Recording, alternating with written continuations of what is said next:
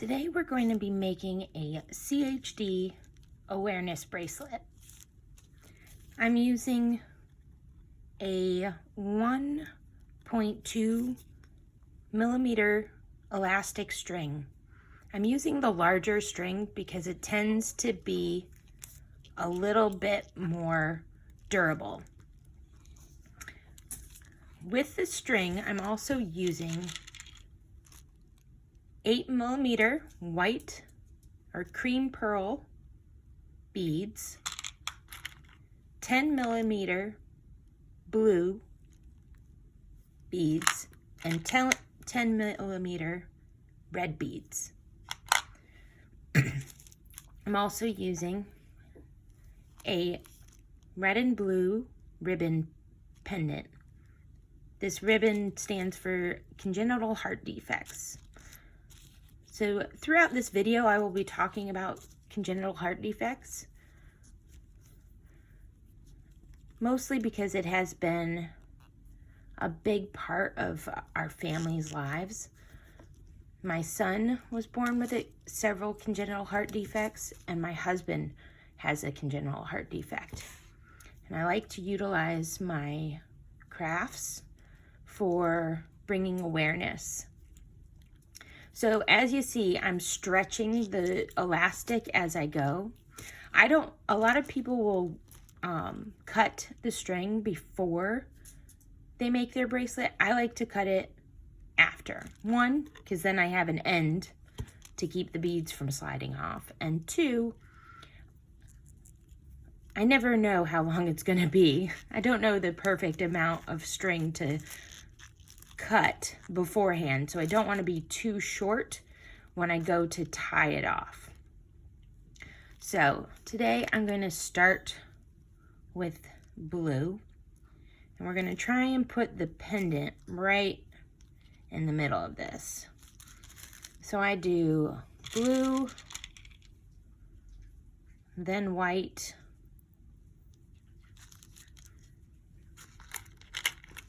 and then red. And of course, my red, the opening isn't quite big enough, so I use a little tool I got in my jewelry kit to kind of just open that hole up a little bit. Kind of tap it.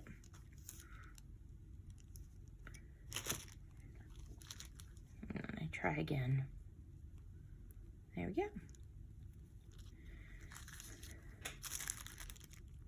So I keep doing this pattern. I will do 12 beads across, and then I will put my pendant on.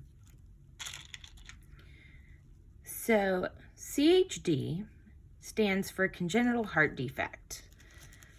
It is the #1 birth defect in the United States.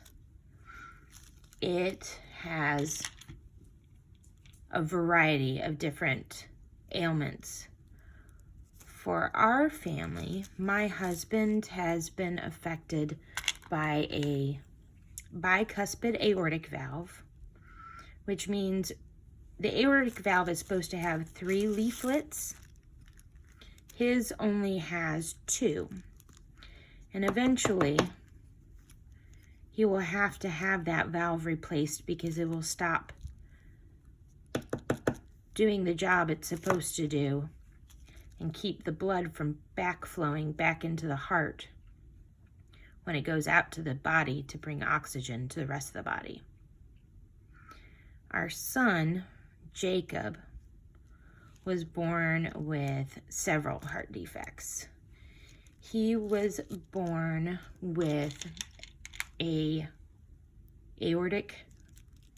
stenotic aortic valve, which means his aortic valve was actually almost completely fused shut before he was born. He also had premature closure of the foramen ovula. Oh gosh, I can't even say it. I can spell it, but I can't say it. And that is the opening in the upper chamber of the heart. If you've ever seen a diagram of the heart in like biology, It has 4 chambers. Well, the top 2 on his, there's supposed to be a little opening in there when they're in the womb to allow blood flow across the heart, since the lungs aren't actually doing the work. They're not exchanging oxygen. That's what the placenta is for. Well, his was almost completely closed shut. It was a pinhole. It was so tiny. And then because of those 2 birth defects, he was born with hypoplastic left heart syndrome, which means that the left side of his heart, the ventricle of his heart, the big chamber in the bottom that pushes the blood out, didn't work properly. The muscle had been overstretched and was no longer functioning. All right, so as you can see, I've gone 12 across.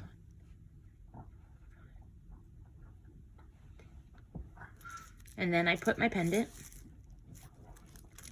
I'm going to sandwich it between these 2 white beads.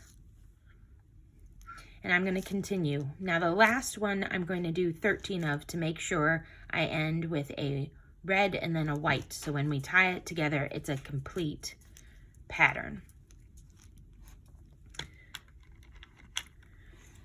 Now, I was talking about how Jacob was born with hypoplastic left heart syndrome. Because of this, he required multiple surgeries during his life. And unfortunately, surgeries are not a cure for congenital heart defects. They are, and I was just about to do this wrong. I want it blue. Congenital heart defects are an ongoing issue. They are not curable. People with them have to live their entire lives with it. They either have to have surgery or they have to take medications or both. And the research is constantly changing, and surgeries are changing and trying to make them better to give those who are affected by it the best possible chance. Unfortunately, it's not perfect, and surgeries aren't perfect. And Jacob ended up passing away when he was just 3 days short of his 10-month birthday. And he had spent all 303 days of his life in the hospital. The doctors had done everything they possibly could. He had gone through 4 open heart surgeries. He had had 10 cardiac catheterizations. He was intubated, which means putting a breathing tube in many times. I don't even know how many times he was intubated. He ended up having to have a tracheotomy and a trach placed, a GJ tube placed to allow him to eat, because one of the complexities with the CHD is children with certain defects just don't grow or are able to handle feeds as well. Some of it's from being intubated. They develop oral aversions, so they don't like to take things by mouth. And then other things are they just can't take enough by mouth. They get too tired. Their heart works so hard that they just can't take in enough food to match their needs. So they end up getting a G tube so they can be fed the right amount so that they can continue to grow. And oftentimes with CHD, they also have complexities of the GI system, the gastric intestinal system. Jacob had that as well. He ended up having NEC, which is necrotizing endocarditis. 3 times, which means because the blood flow to the body is not as strong, because the heart isn't working the way it's supposed to, it often, the intestines are the last ones to get blood flow. And when that happens, part of the intestines can die.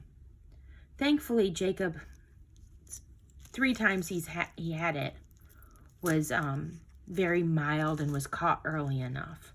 But these are just some of the complications children with CHDs can have. And I wanted to make this bracelet to bring more awareness. There's so many more things about CHD that I could talk about. But of course, I'm already done with my bracelet. As you can see, I've alternated. I ended on the white so it will match up with the blue.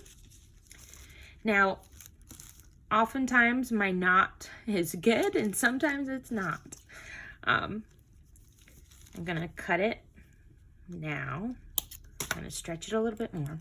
We wanna stretch it because that allows, so when you first put it on, you don't stretch it and then stretch it out and then you get these gaps in between the beads. You wanna stretch it beforehand. And I like to continually stretch it throughout the process, just to make sure. Now, what I've been told is the best knot is a surgical knot. I sometimes have good results with this, sometimes not. Especially with this thick band, sometimes it requires a few more knots in it, and it's not always the prettiest. All right, so I'm going to go left over right, and I'm going to go left over right again. So I'm going to make a double knot there. And then I'm going to do right over left, like so, and then I'm going to pull it tight.